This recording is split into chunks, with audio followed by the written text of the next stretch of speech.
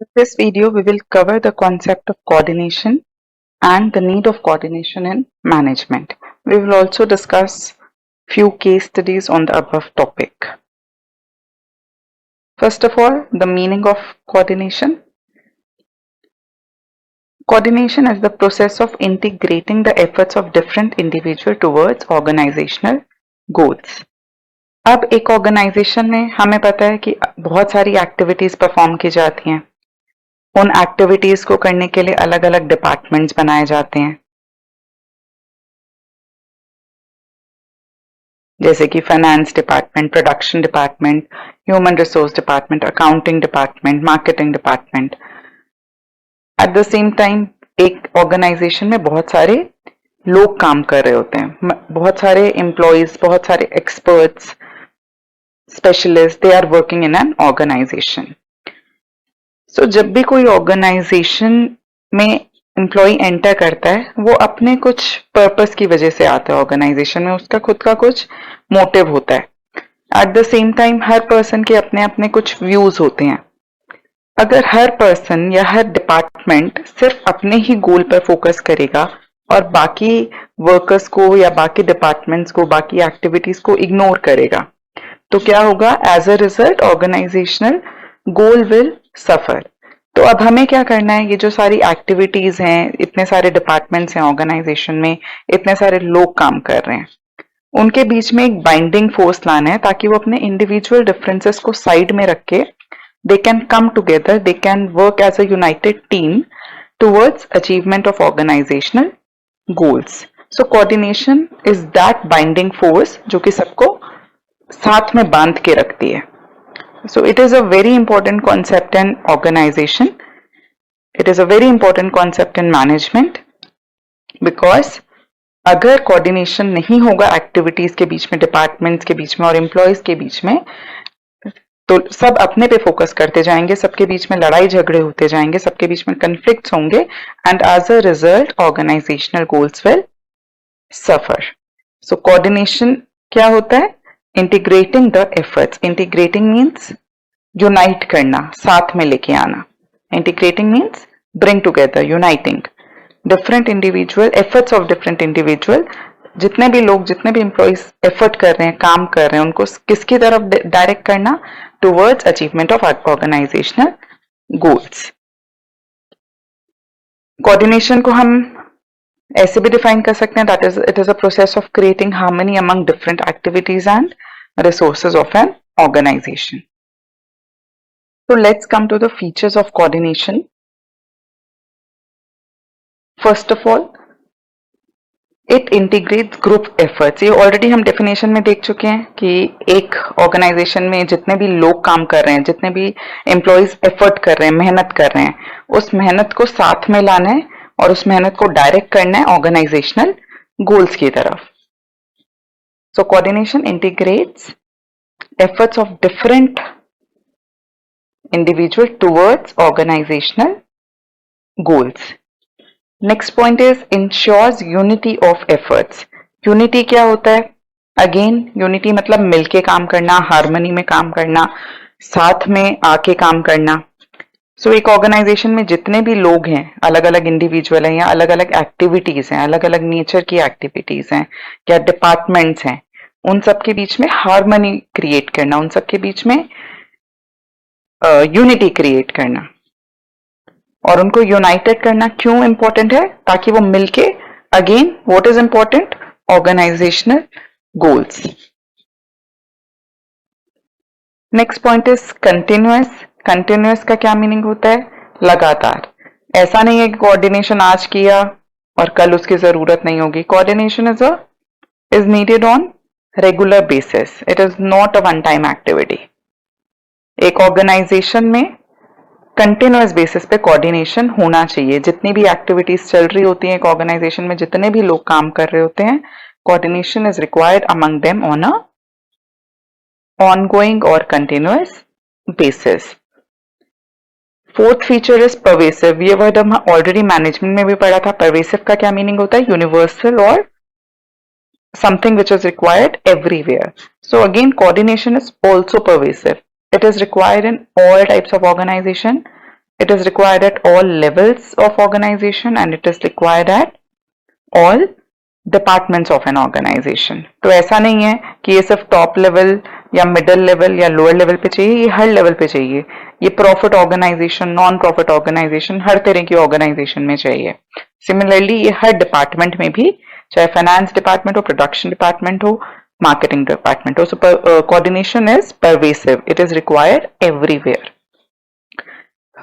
Fifth feature says that it is a responsibility of all levels of management. So, हमें पता है कितने levels of managers होते हैं एक organization में, top, middle and lower. So, कभी कभी ऐसा लगता है, हमें लगता है कि coordination maintain करना सिर्फ top level का काम है, but ऐसा नहीं है. टॉप लेवल को भी कोऑर्डिनेशन करना है, उसकी भी रिस्पॉन्सिबिलिटी है, मिडिल लेवल की भी रिस्पॉन्सिबिलिटी है और लोअर लेवल की भी रिस्पॉन्सिबिलिटी है. So coordination her level of manager की रिस्पॉन्सिबिलिटी है, top, middle and lower level. तीनों लेवल ऑफ मैनेजर्स मिलके कोऑर्डिनेशन मेंटेन करने के लिए रिस्पॉन्सिबल होंगे. Last feature is deliberate. Deliberate का क्या मीनिंग होता है? समथिंग विच इज प्लान्ड, जिसको प्लान किया गया है. सो कोऑर्डिनेशन एक ऑर्गेनाइजेशन में अपने आप से नहीं आ जाती है.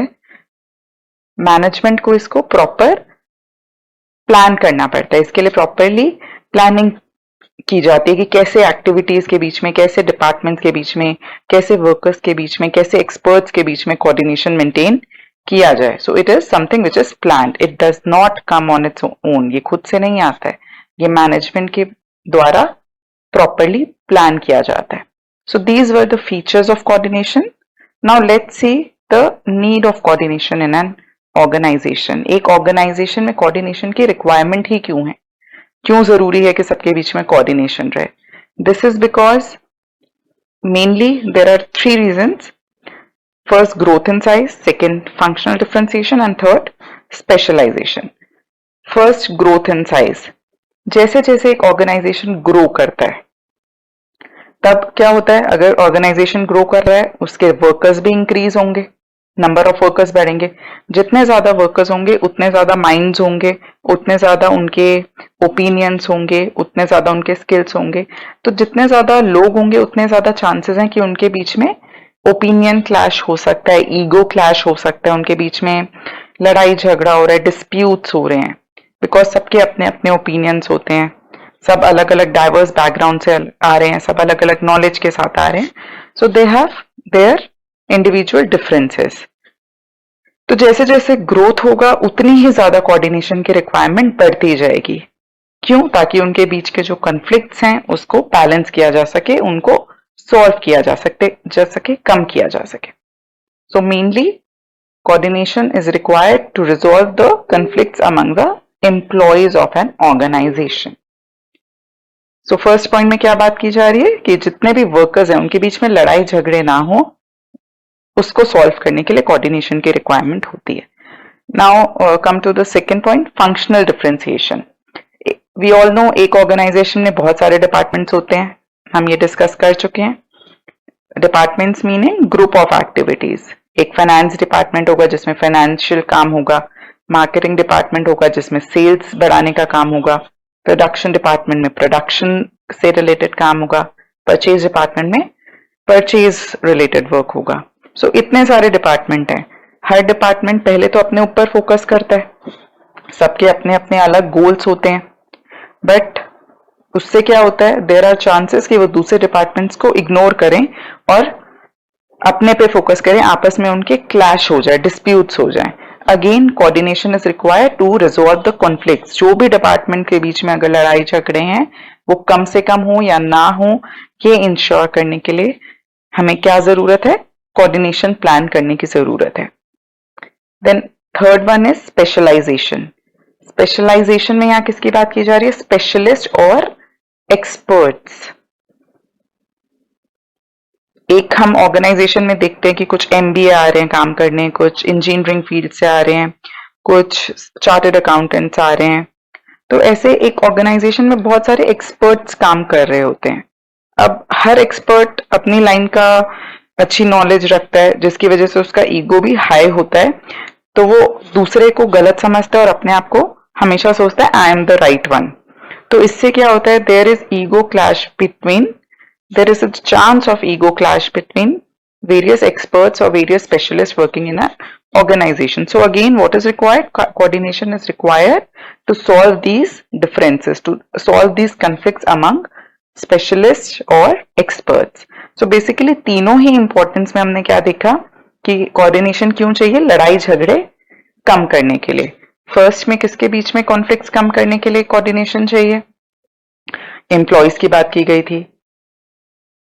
सेकेंड पॉइंट में किसके बीच में कॉन्फ्लिक्ट सॉल्व करने की बात की गई है? डिपार्टमेंट्स. एंड थर्ड में स्पेशलिस्ट और experts.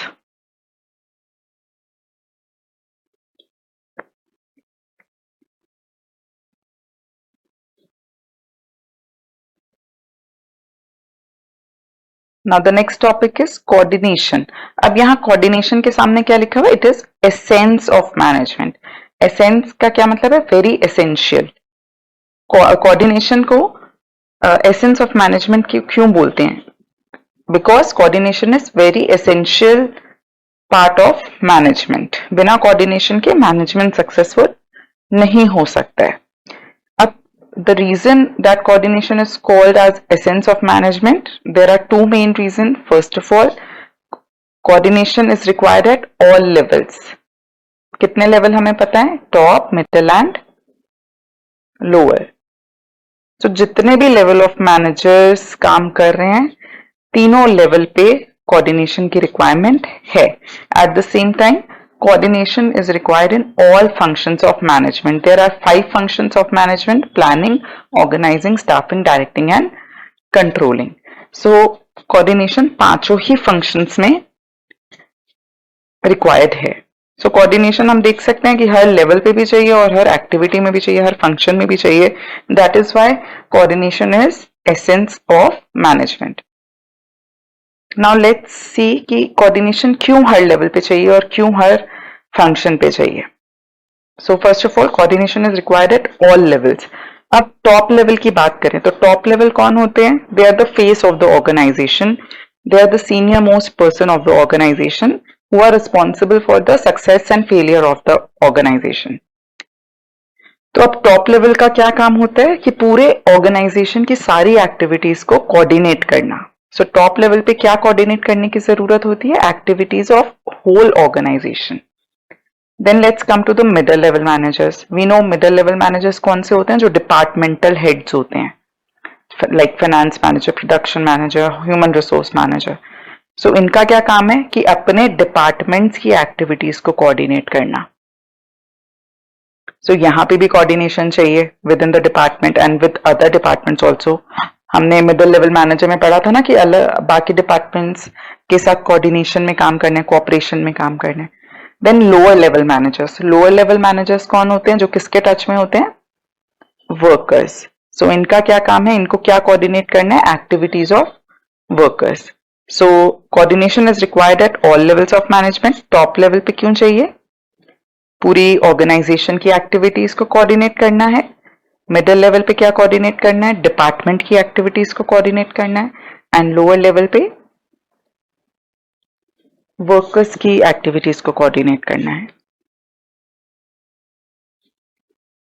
Next, coordination is required in all functions of management. So we know there are 5 functions: planning, organising, staffing, directing and controlling. अब ये हर स्टेज पे क्यों चाहिए? प्लानिंग क्या होता है? Planning is a function of thinking कि क्या करना है, हमारे गोल्स क्या हैं. सो एक ऑर्गेनाइजेशन में एक मास्टर प्लान होता है और एक छोटे छोटे प्लान्स भी होते हैं, मल्टीपल प्लान्स होते हैं. ऐसा नहीं होता कि एक ऑर्गेनाइजेशन में एक ही प्लान है. सो जितने भी सारे प्लान्स हैं उन सबके बीच में क्या होना चाहिए? कोऑर्डिनेशन होना चाहिए. ऐसा ना हो कि प्लान 1 एक पर्टिकुलर डायरेक्शन में जा रहा है and plan B completely opposite direction में जा रहा है. So there has to be coordination among various plans of an organisation. Then organising. Organising में क्या होता है कि हम हायरार्की बनाते हैं, स्ट्रक्चर बनाते हैं, रिसोर्सेज इकट्ठा करते हैं. सो ये जो हम स्ट्रक्चर बनाएंगे पावर और रिस्पॉन्सिबिलिटी का, उन सब के बीच में क्या होना चाहिए? कोऑर्डिनेशन होना चाहिए. पावर एंड कि जिस पर्सन को हम जितनी पावर दे रहे हैं उसी के अकॉर्डिंग उस पोस्ट का रिस्पॉन्सिबिलिटी और अकाउंटेबिलिटी भी हो। स्टाफिंग, स्टाफिंग क्या होता है? Staff is a function related to filling the vacant post. जितनी भी पोस्ट हैं ये इंश्योर करना कि वो क्वालिफाइड एम्प्लॉयज से भरी रहें, उसके लिए रिक्रूटमेंट, सिलेक्शन, ट्रेनिंग, ये सारे एक्टिविटीज की जाती हैं। सो जब स्टाफिंग किया जाता है, जब हम किसी एम्प्लॉय को, किसी कैंडिडेट को सिलेक्ट कर रहे हैं, तो हमें क्या देखना है कि जितने उसके स्किल हैं उसके अकॉर्डिंग ही उसको जॉब दी जाए। जितने उस पर्सन की नॉलेज या स्किल है उसके अकॉर्डिंग ही उसको जॉब मिलनी चाहिए। सो स्टाफिंग स्टेज में coordination is required between skill and job. Then directing, directing क्या होता है कि आप जो एम्प्लॉयज लेके आए हो उसको इंस्ट्रक्शन देना, उसको मोटिवेट करना, उसको लीड करना, गाइड करना। सो यहाँ पे किसके बीच में कोऑर्डिनेशन होना चाहिए? Superior and subordinate. जो मैनेजर है, जो लीडर है, उसका अपना सबऑर्डिनेट्स के साथ, अपने एम्प्लॉयज के साथ कोऑर्डिनेशन होना चाहिए, बैलेंस होना चाहिए। Last is controlling. Controlling function में हम क्या देखते हैं कि क्या जो हमारा गोल था, क्या जो हमारा प्लान था वो अचीव हुआ या नहीं, क्या डिजायर्ड रिजल्ट पे हम पहुंच पाए या नहीं। तो इसमें हम क्या चेक करते हैं कि जो हमारा गोल था, दैट इज स्टैंडर्ड, वो क्या हमारे एक्चुअल परफॉर्मेंस से मैच कर रहा है या नहीं। तो उसके लिए भी क्या रिक्वायरमेंट है? Coordination. So these were the reasons कि क्या किस स्टेज पे क्यों कोऑर्डिनेशन की रिक्वायरमेंट है। सो अगर क्वेश्चन आता है that why is coordination known as essence of management, because of two reasons. First, coordination is required at all three levels of management, and coordination is required in all functions of management. So this was all about coordination. Let's take up one or two case studies related to this topic. In question number 2,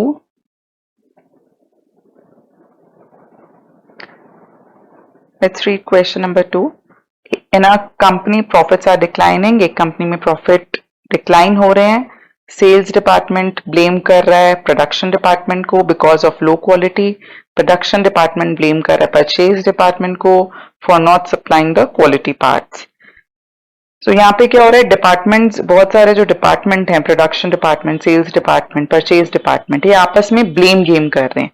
that means यहाँ पे clear हम एक dispute देख पा रहे हैं, एक conflict देख पा रहे हैं कि डिपार्टमेंट्स के बीच में कोऑर्डिनेशन नहीं है। सो कौन सी क्वालिटी मिसिंग है? डिपार्टमेंट्स के बीच में कोऑर्डिनेशन है। So answer will be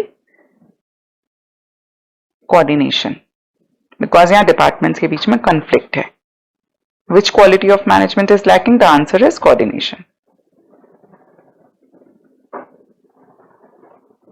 Question number 15 is also related to coordination. In A part it is asking name the importance and B part state other two importance. So हमने coordination के कितने importance पढ़े, कितने need पढ़े? 3. First one growth in size, second functional differentiation, and third specialization.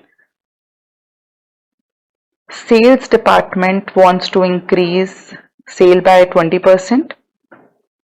And finance department रेस। So यहाँ पे भी किसके बीच में झगड़े हो रहे हैं? यहाँ पे भी किसका डिस्प्यूट चल रहा है? डिपार्टमेंट का। और जब भी डिपार्टमेंट के बीच में कॉन्फ्लिक्ट्स की बात होती है तो कौन सा इंपॉर्टेंस होता है? Functional differentiation. Growth in size होगा तो एम्प्लॉयज की बात हो रही है, स्पेशलिस्ट होगा, स्पेशलाइजेशन होगा तो एक्सपर्ट्स या स्पेशलिस्ट की बात हो रही है, और फंक्शनल डिफरेंशिएशन है तो डिपार्टमेंट्स। तो क्वेश्चन में डिपार्टमेंट्स के बीच में कॉन्फ्लिक्ट है तो आंसर क्या होगा? Functional differentiation. In the B part what will be the answer? बाकी दो इंपॉर्टेंस कौन से हमने पढ़े? Growth in size and the second one is specialisation.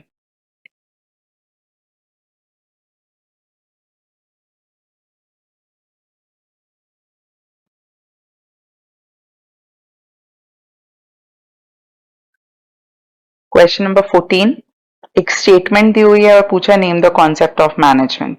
It is the process of achieving unity of action among, अलग अलग activities और departments के बीच में यूनिटी क्रिएट करना। अभी हमने जस्ट पढ़ा था कोऑर्डिनेशन की डेफिनेशन में।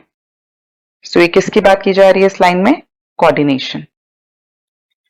Question 15. Which level managers are responsible for coordination? What will be the answer? Top, middle or lower? हमने feature of coordination में क्या पढ़ा था? All three levels of managers are responsible for coordination. So top, middle and lower, all three levels are responsible for coordination. So I hope the topic coordination is clear to you.